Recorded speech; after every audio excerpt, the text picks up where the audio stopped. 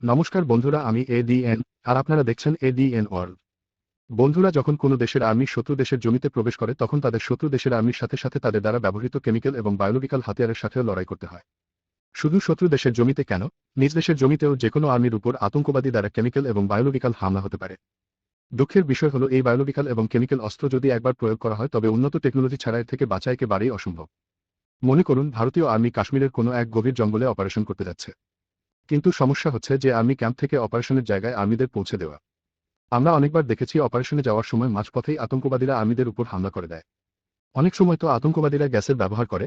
এই সমস্যা থেকে বাঁচার জন্য ডিআরডো এবং মাহিন্দ্র ডিফেন্স এমন একটি গাড়ি বানিয়েছে যার মাধ্যমে আর্মিদের নিরাপদে এক স্থান থেকে অন্য স্থানে নেওয়া যাবে। এই গাড়িটি হচ্ছে capable of detecting identity and neutralising chemical, biological and radiological threats, অর্থাৎ সিবিআরএন। এর নাম থেকেই বোঝা যায় এটি কেমিক্যাল এবং বায়োলজিক্যাল হাতিয়ার শনাক্ত করে তাদের ধ্বংস করতে পারবে।